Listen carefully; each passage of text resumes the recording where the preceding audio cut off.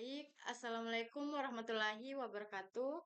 Perkenalkan, nama saya Febrianti dengan NIM 2212302726. Di sini saya akan menjelaskan studi kasus keempat yang dimana deteksi anomali transaksi dengan menggunakan 3 algoritma, yaitu support vector machinist atau SVM, algoritma random forest, dan algoritma neural network. Untuk kefokusannya sendiri itu untuk mendeteksi transaksi yang mencurigakan dalam data penjualan. Untuk evaluasinya itu precision, recall, dan F1 score. Nah, langsung saja di sini saya akan menjelaskan untuk algoritma yang pertama, yaitu algoritma SVM. Nah, langkah yang pertama yang harus kita lakukan itu untuk kita akan mengimport librariesnya terlebih dahulu. Nah, bisa dilihat di sini beberapa import dan from-nya yang akan dimaksudkan untuk langkah pertama. Ada import NumPy, Pandas, dan seterusnya. Nah, untuk langkah kedua, setelah kita merun import librariesnya, di sini kita akan memasukkan file data CSV yang akan dideteksi anomali transaksi. Nah, di sini kita masukkan file path-nya. Nah, untuk datanya sendiri itu kita mengambil dari data CSV yang sudah tersimpan di dalam Google Drive yang kita ambil dari sini, kemudian kita sambungkan ke Google Drive. Nah, nanti data yang tersimpan di Google Drive kita panggil dan kita copy untuk memasukkan ke dalam file path yang ada dalam codingan seperti ini. Nah, setelah kita paste di dalam codingannya, kemudian kita melakukan df sama dengan pdread CSV dalam kurung file path atau memanggil file path yang sudah disimpan datasetnya atau data CSV-nya.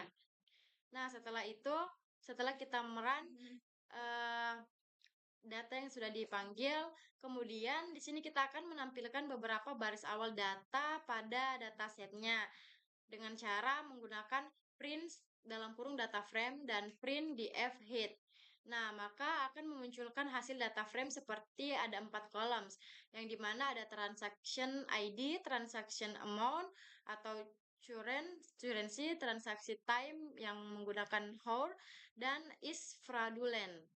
Nah, ini dia data frame yang ada pada dataset CSV yang sudah kita panggil tadi.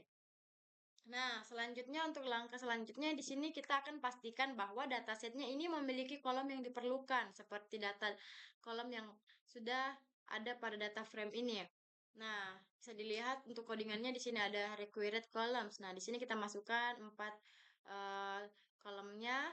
Kemudian di sini ada if not all atau call in df columns for call in required columns. Nah, di sini dibilang bahwa dataset tidak memiliki kolom yang sesuai dan harus memiliki kolom transaction ID, transaction amount, currency, transaksi time, hour, dan is fraudulent. Nah, untuk langkah selanjutnya di sini kita memasuki langkah pre-processing, yang dimana kita akan menggunakan 2 kolom yaitu transaction amount dan transaction time untuk deteksi anomalinya. Yang dimana codingannya seperti X sama dengan df, transaksi amount, transaksi time, titik values. Setelah itu, kita akan melakukan standarisasi data dengan cara scalar sama dengan standar scalar, X scalet sama dengan scalar titik fit transformer X. Nah, sekarang kita akan memasuki model one class SVM. Yang dimana OC SVM sama dengan one class SVM, kernel sama dengan RBF. Nah, di sini ada gamma sama dengan 0.1, NU-nya 0,0.05. Nah, untuk NU-nya sendiri itu proporsi data yang diharapkan sebagai outlier. Nah, kemudian OCSVM-nya ini fit dalam kurung X scalet. Nah, setelah itu di sini bisa dilihat one class SVM-nya seperti pada hasil gambar di sini. Nah, one class SVM-nya gamma sama dengan 0.1 dan NU-nya 0,0.05. Nah, untuk prediksi atau prediction-nya di sini sama dengan OCSVM prediction atau predict dalam kurung escalate. Nah, di sini menjelaskan bahwa 1 itu untuk normal dan -1 ini untuk anomali atau untuk data yang tidak dikenal. Nah, kemudian langkah selanjutnya kita tambahkan prediksi ke data frame dengan menggunakan df dalam kurung predicted label sama dengan prediction. Nah, langkah selanjutnya di sini ada visualisasi hasil visualisasi hasil atau opsional jika datanya true. Nah, di sini ada PLT figur, SNS,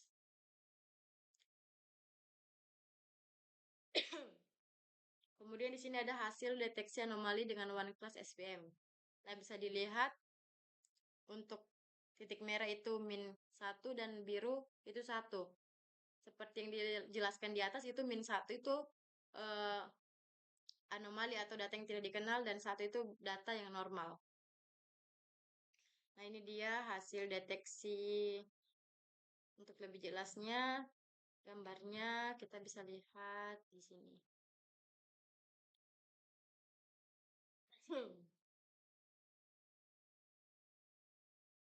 Nah, ini dia gambar lebih jelasnya hasil deteksi anomali dengan one class SVM.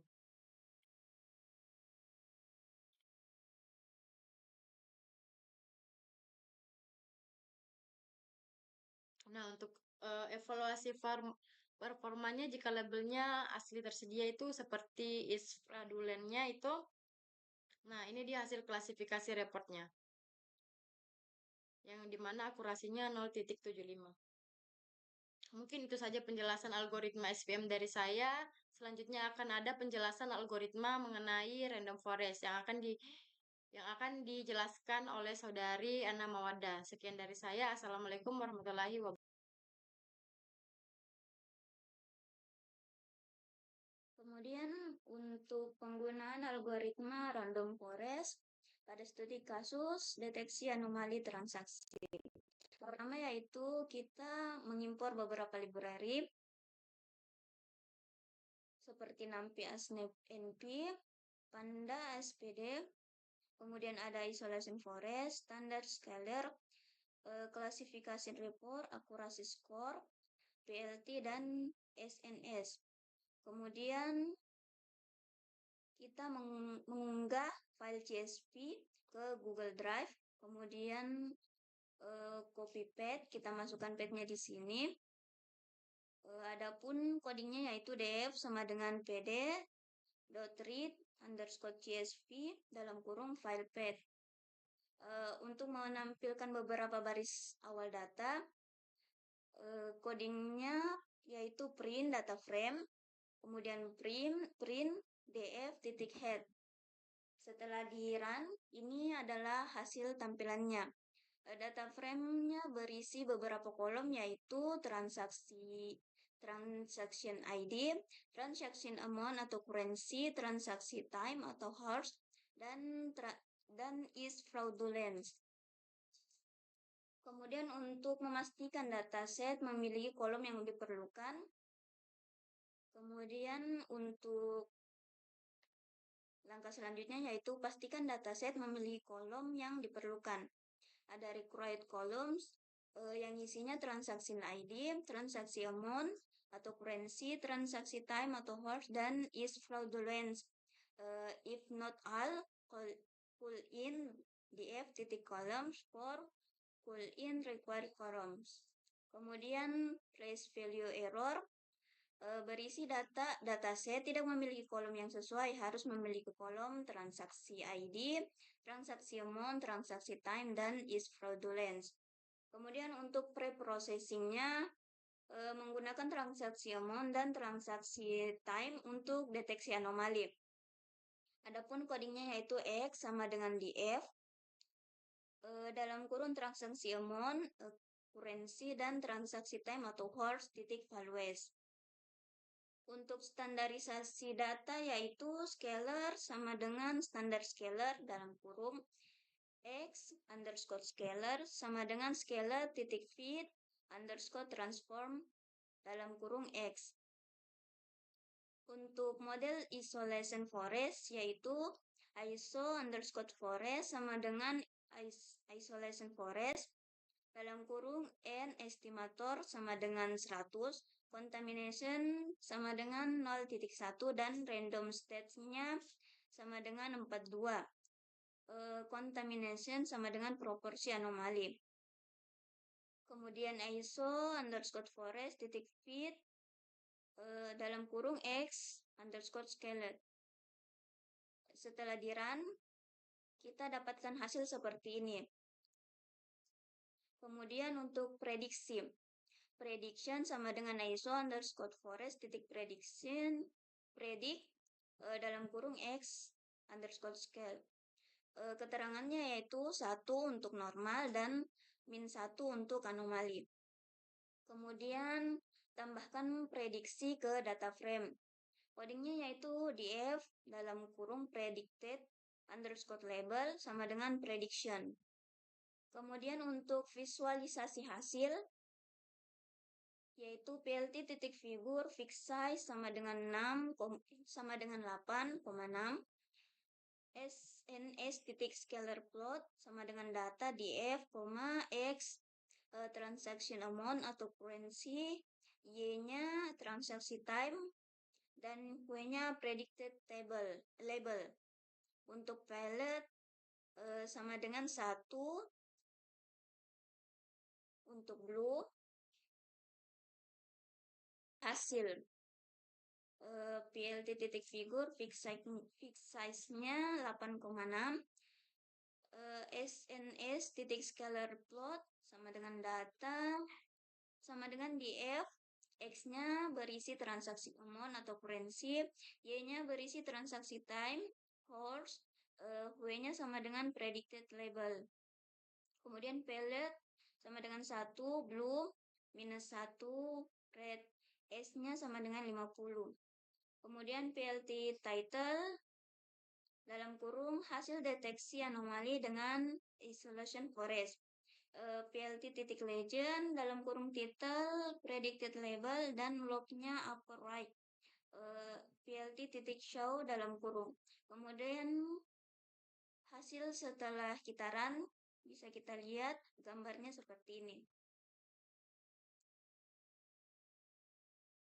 Untuk evaluasi performa jika label asli tersedia. Codingnya yaitu if is fraudulent in df titik columns y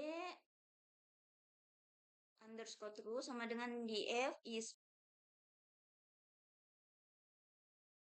Kemudian untuk langkah terakhir yaitu evaluasi performa jika label asli tersedia.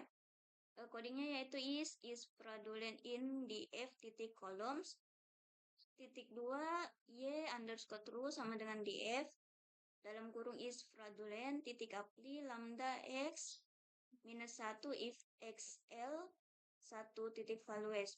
Kemudian keterangannya yaitu -1 untuk penipuan dan 1 untuk normal.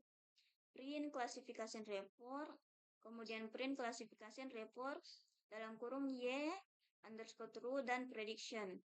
Kemudian akurasi sama dengan akurasi score y underscore true dan prediction.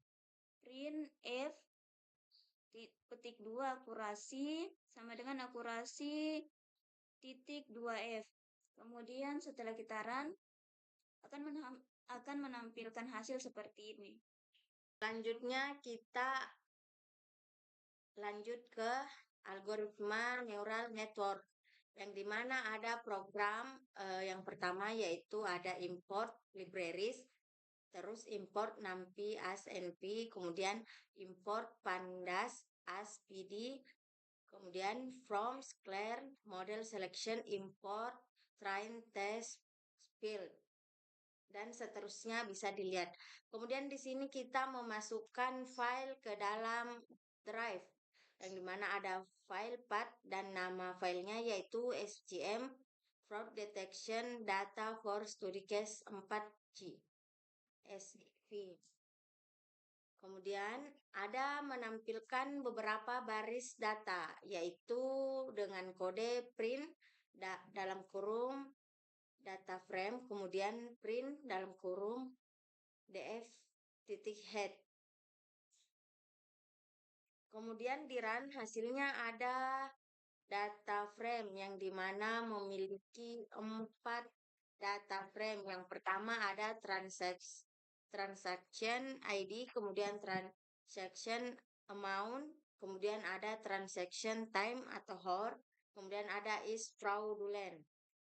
Selanjutnya kita masuk ke program, yaitu pastikan dataset memiliki kolom yang diperlukan, yang dimana di sini required kolom memakai 4 data frame, yaitu transaction ID, kemudian transaction amount, kemudian transaction time, kemudian is fraudulent. Dan ada if not all dalam kurung call in df titik column for call in required column. Kemudian di sini ada raise value error yang dimana dataset tidak memiliki kolom yang sesuai atau harus memiliki kolom yang dimana kolomnya terdiri dari data frame, 4 data frame, yaitu transaction ID, kemudian transaction amount, kemudian transaction time, kemudian is fraudulent. Kemudian di sini kita masuk ke program processing yang dimana menggunakan transaction amount dan transaction time sebagai fitur. Yang ada X sama dengan DF, yaitu transaction amount, dan transaction time, titik values. Kemudian Y sama dengan DF, yaitu is fraudulent, titik values. Kemudian kita masuk ke program standarisasi data yang dimana ada scalar sama dengan standar scalar, kemudian ada X-scalet sama dengan scalar titik fit transform. Kemudian kita masuk ke program split data menjadi train dan test yang ada X train, X test, Y train, Y test sama dengan train test field dalam kurung scalet, Y, test size sama dengan 0,3. Random state sama dengan 42. Kemudian kita masuk ke program membangun model neural network yang dimana ada model sama dengan sequential yang memiliki 3 dance. Yang dance pertama dalam kurung 16, activation sama dengan rule, input shape sama dengan X train titik shape atau 1. Kemudian dance kedua ada 8 activation dan dance ketiga ada 1 activation, yaitu memiliki sigmoid untuk output biner. Ketika di run hasilnya bisa dilihat seperti ini. Kemudian kita masuk ke program compile model yang dimana model titik compile dalam kurung optimizer sama dengan Adam, loss sama dengan binary, matrix sama dengan query.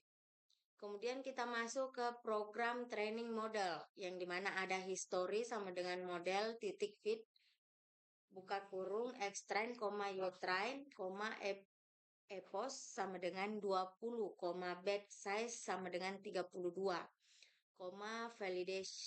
validasi data sama dengan x test, y test. Ketika di run hasilnya bisa dilihat seperti ini.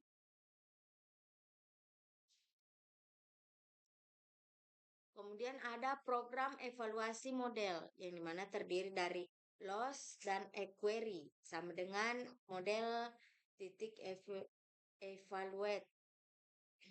Kemudian di sini kita print hasilnya adalah test query. Ketika di run hasilnya seperti ini. Test query 0,50. Selanjutnya kita masuk ke program prediksi pada data tes yang dimana Y-pred sama dengan model titik prediksi. Hasilnya yaitu 0,5. Ketika di run hasilnya seperti ini. Kemudian kita masuk ke program laporan performa. Ketika di print sama dengan classification report, kemudian print classification report sama dengan Y-test, Y-pred. Ketika di print hasilnya seperti ini.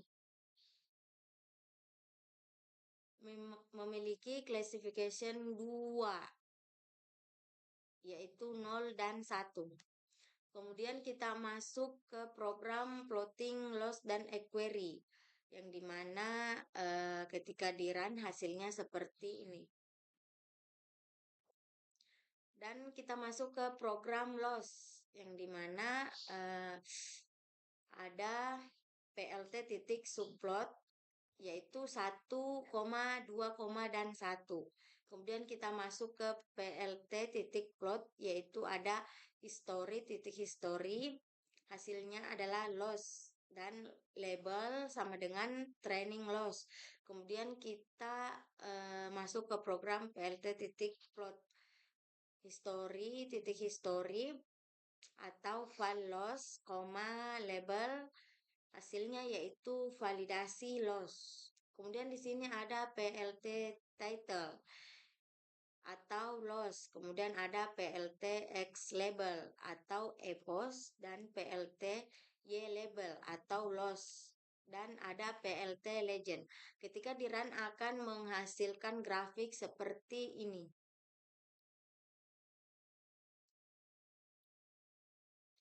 Kemudian kita masuk ke program equerry yang dimana ada PLT titik subplot yaitu 1,2,2. Kemudian ada PLT titik plot, ada history titik history equerry dan label sama dengan training equerry. Kemudian ada PLT titik plot history titik history atau file equerry dan ada label hasilnya yaitu validasi equerry. Kemudian ada PLT titik title atau equerry, kemudian ada PLT titik X label atau EPOS, kemudian ada PLT titik Y label atau equerry, dan ada PLT titik legend dan PLT tag layout dan PLT titik show. Dan ketika di run akan menghasilkan grafik seperti ini.